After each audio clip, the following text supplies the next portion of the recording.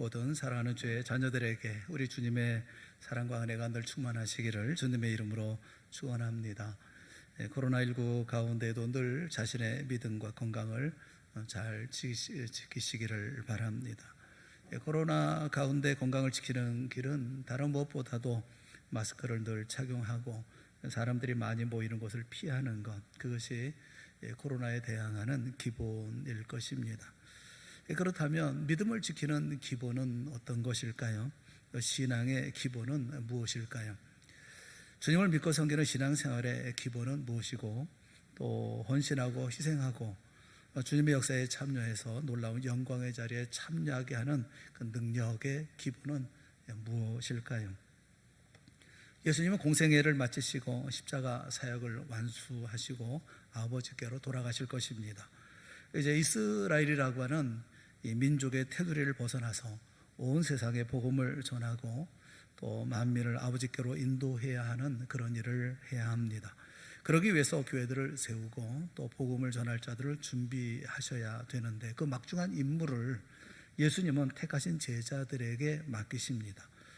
예수님이 온 세상에 복음을 전하는 일을 맡기실 때에는 그것을 감당할 만한 사람을 뽑으셨을 것이고, 또 그 일을 감당할 수 있도록 훈련시키셨을 것이라고 기대합니다. 그 제자들에게 막중한 임무를 감당하도록, 그렇다면 어떤 기준으로 또 무엇을 또 훈련시키고 가르치셨을까요? 더 깊은 신앙의 자리에 들어가도록 하기 위해서 교회마다 성경 공부하죠. 그리고 제자 훈련도 합니다. 그렇다면 우리 주님이 제자들을 훈련시키신 것, 가르치신 것, 그 기초하신 것, 이것도 우리가 알아야 되지 않겠습니까? 오늘 요한복음 17장은 예수님이 기도하신 기도의 내용입니다. 이 기도 가운데 특히 우리가 읽었던 7절과 8절 말씀에서 주님이 제자들에게 기대하시고 가르치시고자 하셨던 핵심이 있습니다. 우리 신앙생활의 기본이 되고 능력의 기본이 되는 것은 무엇일까? 두 가지를 말씀하고 계십니다. 첫 번째는 7절과 8절 상반절에 있는 말씀이에요. 지금 그들은 아버지께서 내게 주신 것이다, 아버지로부터 온 것인 줄 알았나이다. 나는 아버지께서 내게 주신 말씀들을 그들에게 주었사오며 그들은 이것을 받고 내가 아버지께로부터 나온 줄을 참으로 아오며 라고 기도하시죠. 기독교 신앙의 핵심, 그리고 성도를 성도답게 하고 신앙적인 차원에서 강력하게 세우기 위해서 그 근거로 삼고 기초로 삼아야 할 것이 무엇이냐 하면, 하나님을 근거로 하는 신적 기원에 의한 신앙이어야 한다는 것입니다. 우리의 모든 삶의 근거는 바로 하나님이어야 한다라는 것이죠. 이것은 무엇과 대치되느냐 하면 인간의 사상, 인간의 철학, 인간의 윤리, 인간의 도덕성과 대조된다는 의미에서 하나님을 근거로 하는 신적 기원을 가지는 신앙, 그 신앙을 말씀하고 있죠. 또 한 가지, 두 번째는 8절 하반절에 있는 말씀이에요. 아버지께서 나를 보내신 줄도 믿었사옵나이다 라는 말씀이에요. 하나님이 우리를 사랑하시고 또 우리를 구원하시기 위해서 예수님, 독생자 예수님을 보내십니다. 하나님은 하나님이 계획하시고 준비하신 모든 일을 이루시기 위해서 심지어 그의 독생자 아들 예수님을 보내실 만큼 그의 사역은 불변하다, 변하지 않는다는 것이죠. 반드시 이루시는 하나님의 섭리, 하나님의 일을 반드시 이루신다라는 것이에요. 모든 것이 합력하여 선을 이루시는 섭리의 하나님이다 라는 것을 말씀하고 있어요. 그러니까 신앙의 핵심을 둘로 나누면, 하나는 하나님이 계신 것, 하나님 아버지가 우리가 믿는 신앙의 근거이고 주권자시라는 것을 아는 것과, 또 하나는 그 하나님이 온 세상의 일, 구원을 비롯한 섭리의 일을 이루시며 완성하기 위해서 지금도 일하고 계시다고 하는 것을 아는 것이죠. 이 두 가지를 아는 그 제자들이라고 예수님은 말씀하고 계시는 거예요. 신앙의 기본이 뭡니까? 아는 겁니다. 그래서 첫째 우리가 생각해야 되는 것은 아는 것이 신앙의 기본이다라는 거예요. 사실 이것은 우리가 생각하는 것과 많이 다릅니다.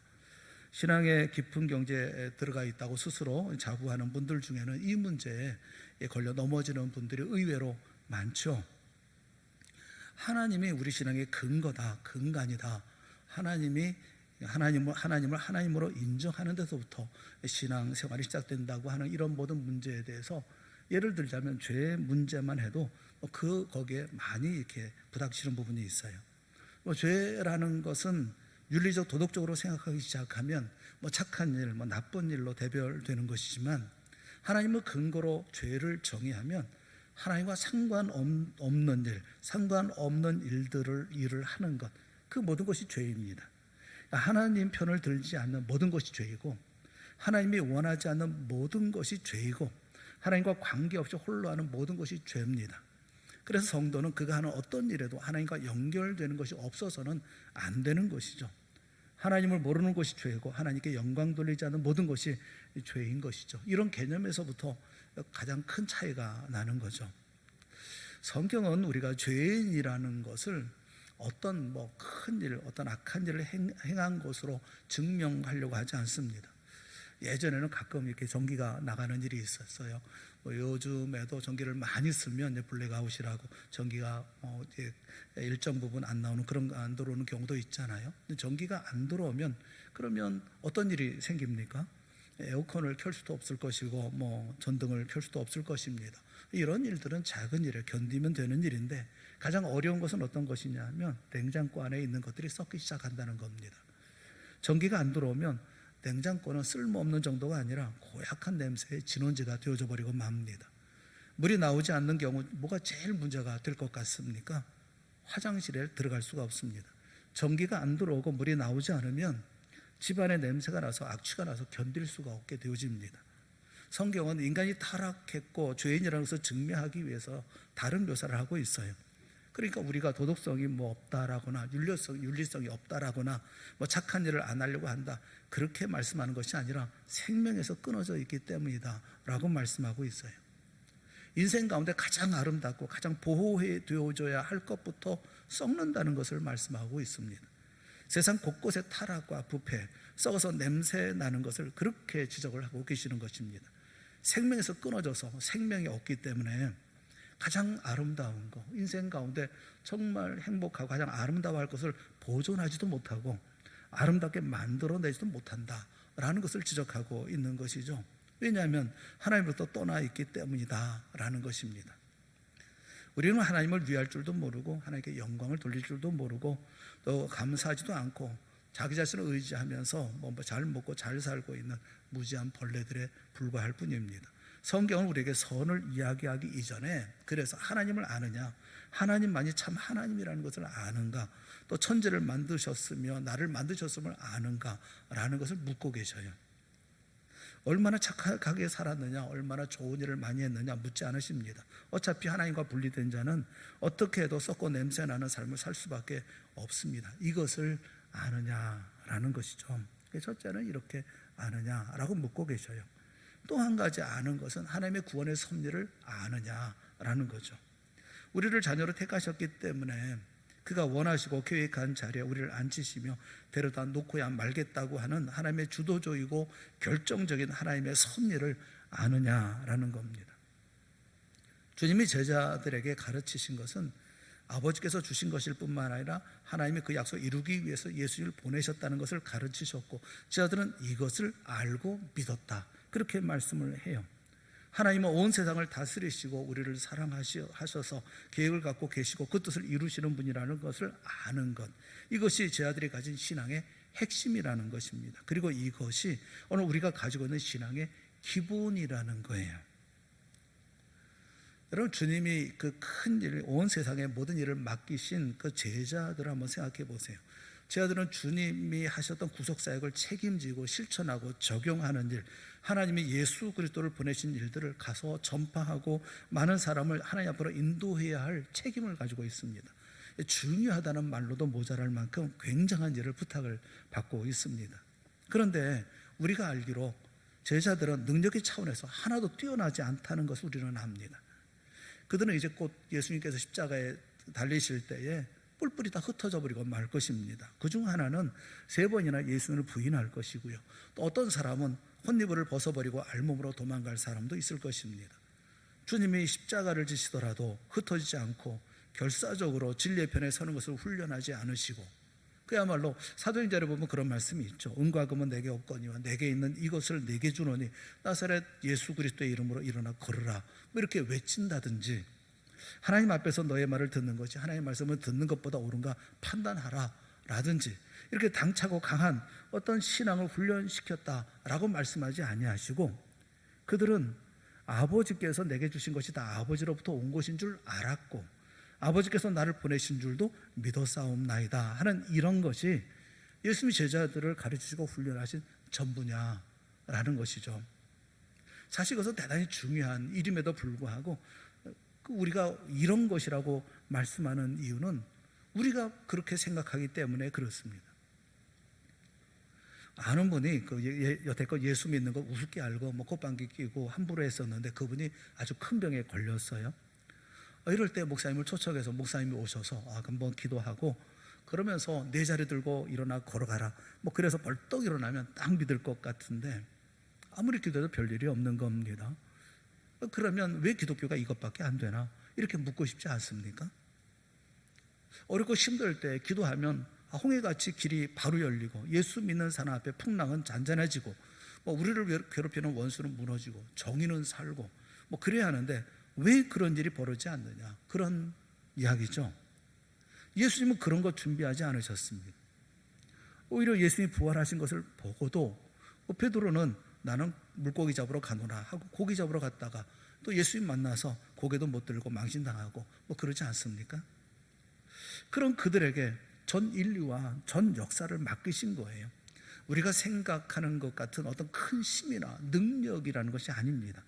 이것 하나, 그러니까 저들은 아버지께서 주신 말씀을 알았고 아버지가 나를 보내신 것을 믿었습니다. 이 두 가지를 가지고 모든 세계와 온 세상과 역사를 뒤집어 엎도록 근거를 삼으셨다라는 것을 우리는 알아야 된다는 거예요. 이것이 기독교의 놀라운 점입니다.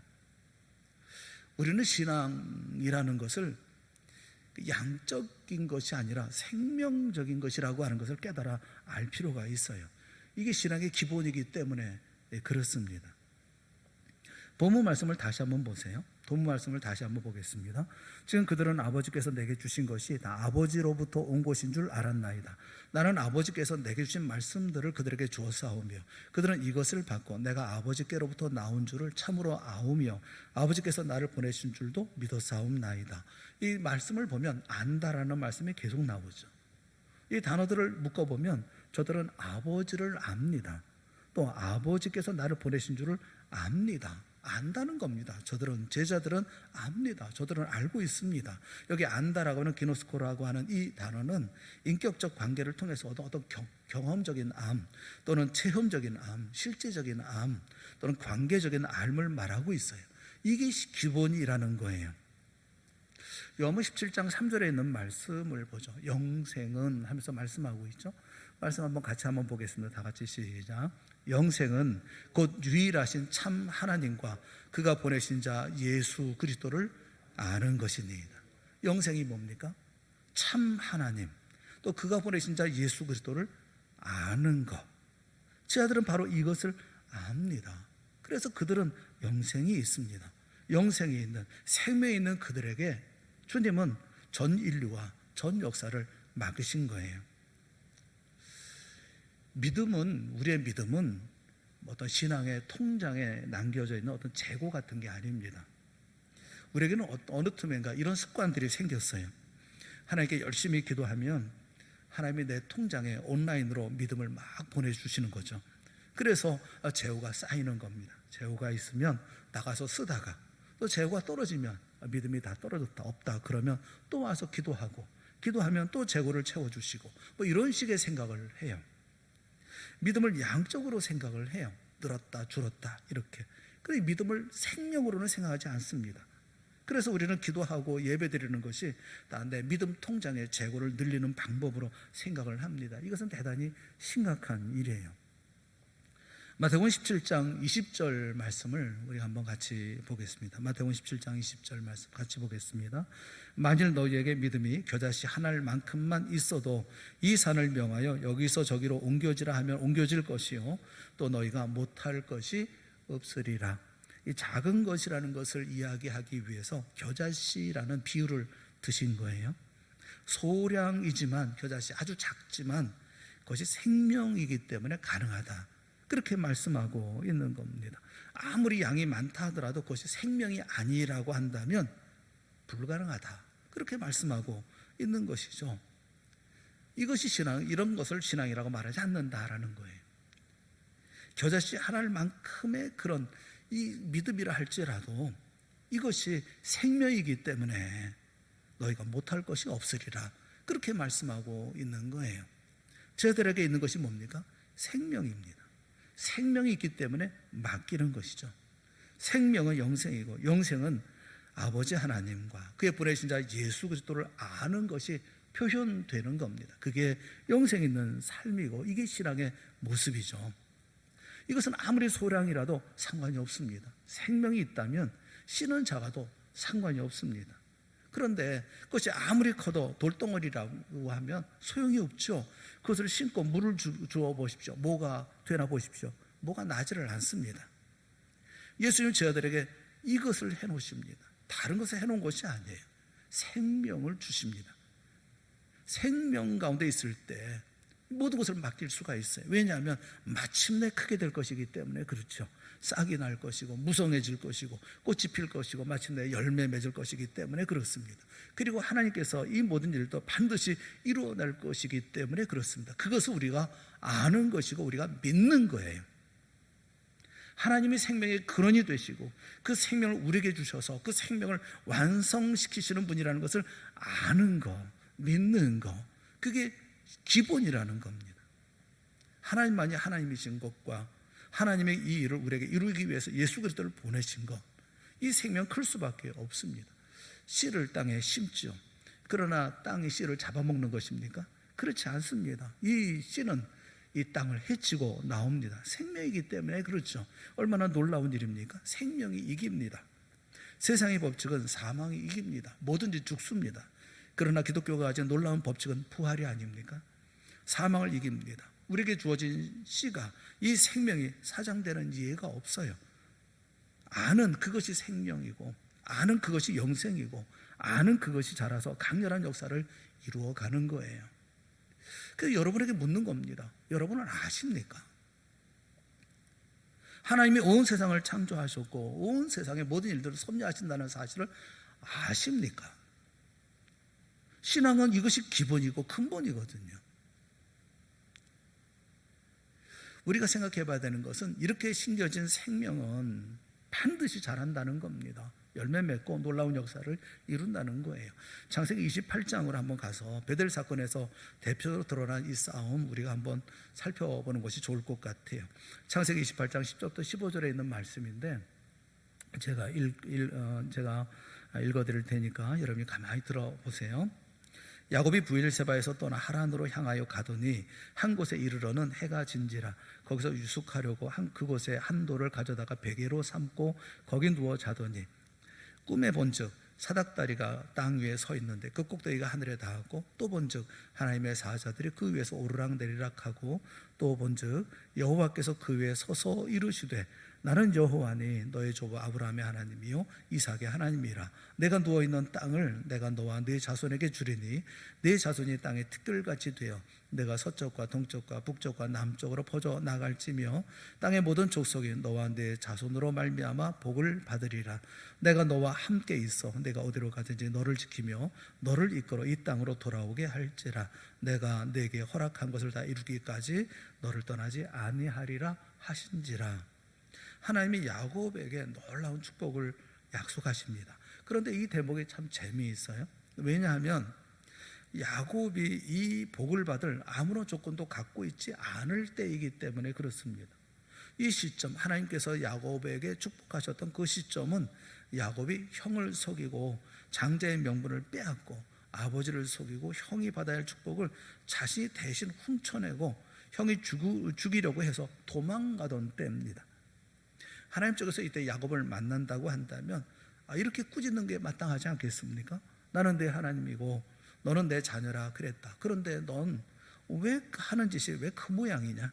넌 무슨 신앙이 그 꼴이냐? 언제 철날래?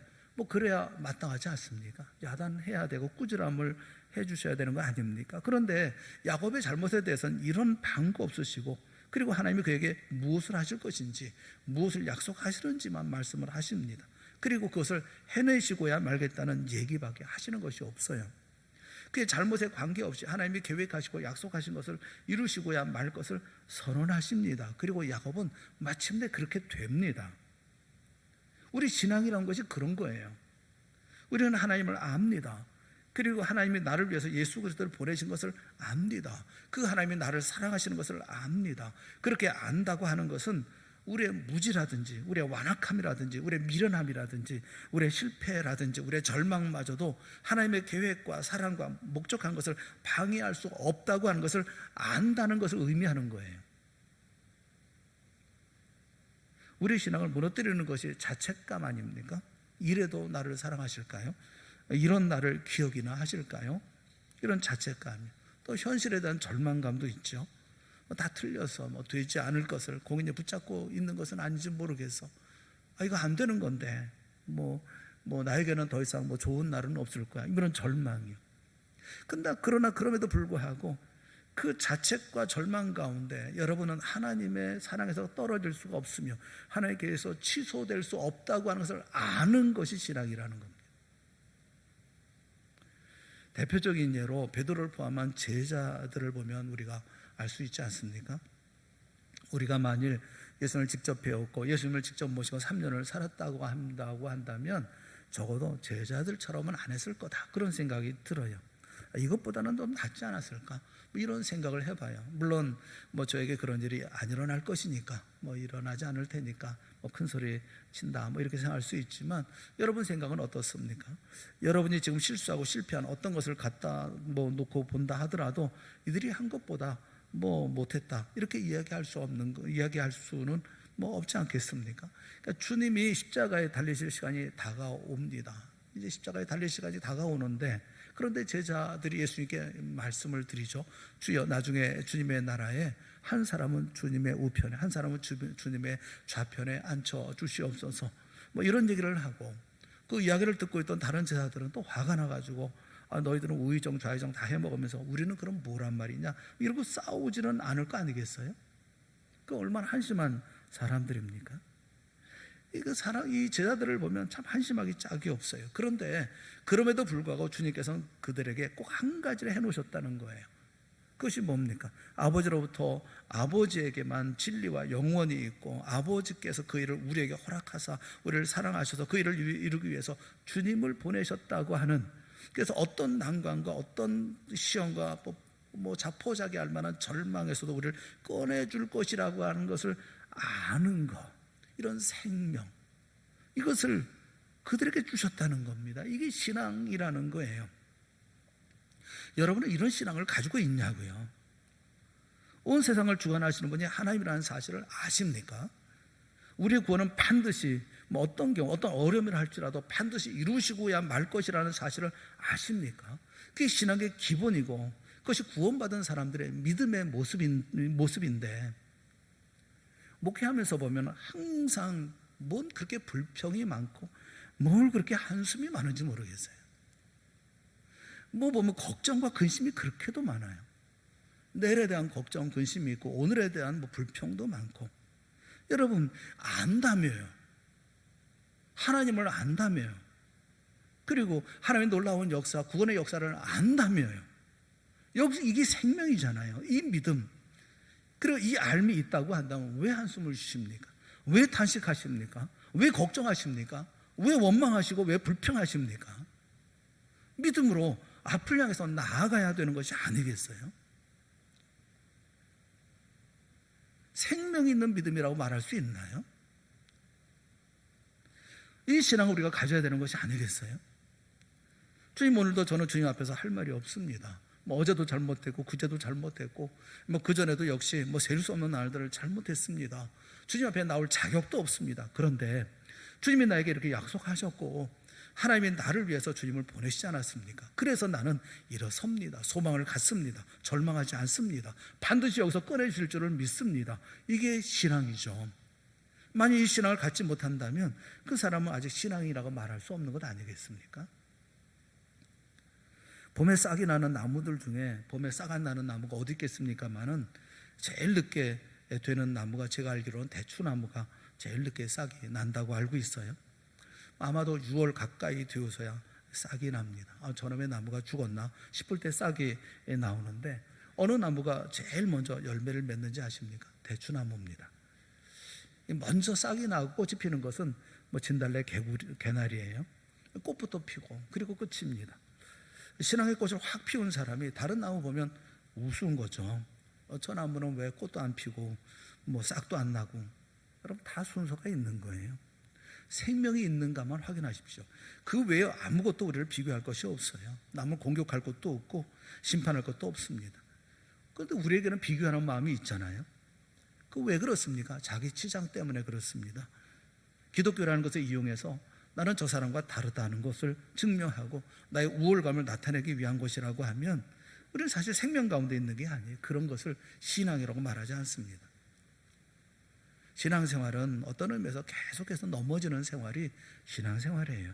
우리는 넘어지고 또 좌절하고 절망하고 지리멸렬하는 오합지졸 같은 그런 삶을 삽니다. 그런데 그 어느 것도 우리를 아주 넘어뜨리지 못하게 한다는 것을 분명하고 명확하게 알고 있는 사람들이 또 우리인 거예요. 하나님이 계신 것과 하나님이 나를 위해서 예수 그리스도를 보내신 것을 안다면, 믿는다면 우리는 승리할 수밖에 없다는 것도 아는 겁니다. 그게 신앙인 거예요. 그리고 그렇게 되는 것을 보게 되는 겁니다. 성경이 바로 그 일을 위해서, 그 일에 대해서 우리에게 아주 말씀을 통해서 힘을 주고 있어요. 로마서 8장에 보면 그런 말씀들로 가득 차 있습니다. 로마서 8장 29절과 30절 말씀에 보면 이렇게 말씀해요. 하나님이 미리 아신 자들을 또한 그 아들의 형상을 본받게 하기 위하여 미리 정하셨으니 이는 그런 많은 형제 중에서 맏아들이 되게 하려 하심이니라. 또 미리 정하신 그들을 또한 부르시고 부르신 그들을 또한 의롭다 하시고 의롭다 하신 그들을 또한 영화롭게 하셨느니라. 여러분이 주목해야 되는 게 뭐냐면 과거형으로 써 있다는 거예요. 이게 재밌잖아요. 부르실 것이고 부르신 그들을 영화롭게 하실 것이다 라고 말씀하고 있는 게 아니라 영화롭게 하셨느니라, 이런 것을 가리켜서 예언적 과거라고 합니다. 하나님이 작정하신 것은 누구도 방해할 수 없다는 거예요. 하나님은 그가 한 결심, 그것을 한 번 더 취소하거나 바꾸시는 법이 없기 때문에 앞으로 이루어질 일이지만 이미 이루어진 것과 다를 바가 없어요. 반드시 이루어질 수밖에 없는 과거형으로 써도 관계가 없는 거예요. 그래서 예언적 과거라고 얘기를 해요.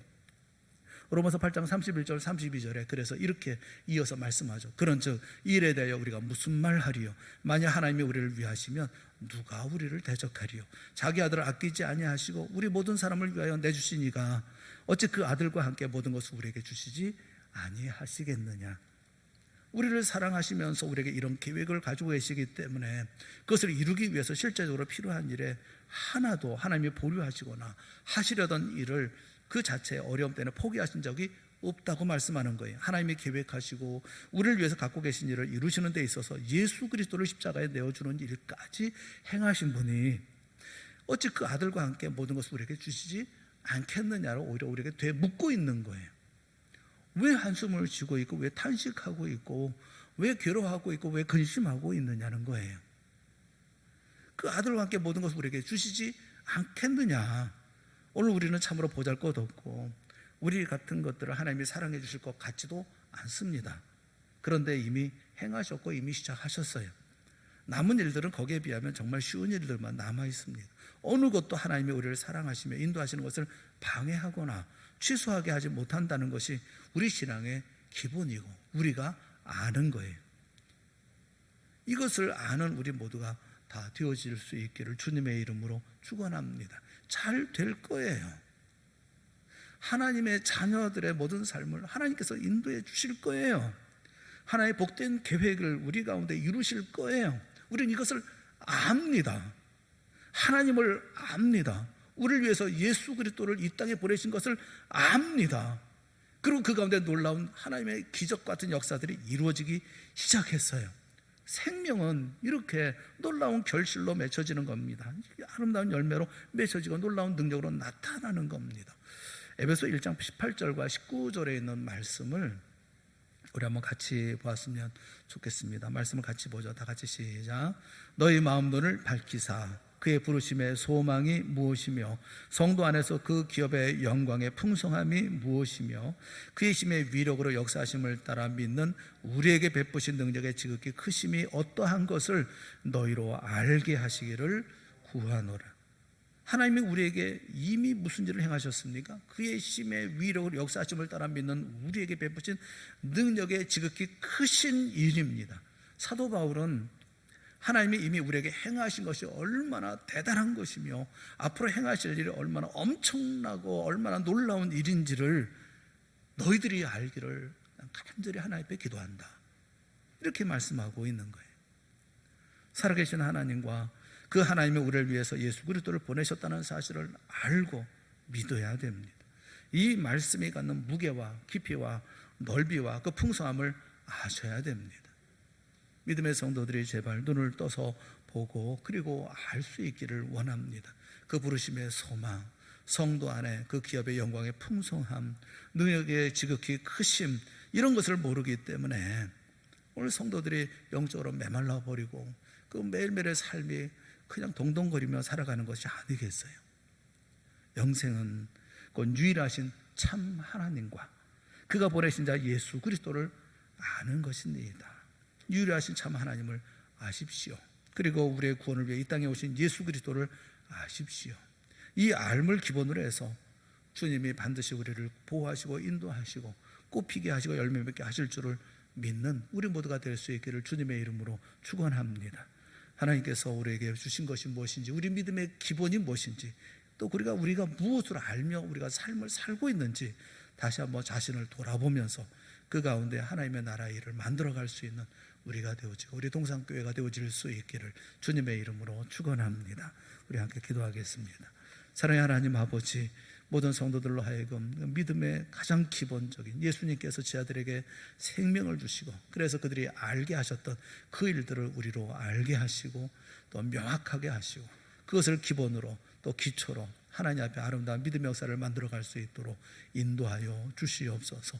인도하시고 잘되게 하여 주실 줄을 믿습니다. 하나님의 복된 역사를 우리의 삶 가운데 이루어 주실 줄을 믿습니다. 우리 가운데, 우리 교회 가운데, 이 나라와 이 민족 가운데 허락하여 주실 줄을 믿습니다. 믿음을 가지고 다시 용기 내게 하시고 다 일어나게 하여 주시옵시고 다시 주의 역사에 팔을 걷어붙이고 힘을 다하는 우리 모두가 되게 하여 주시옵소서.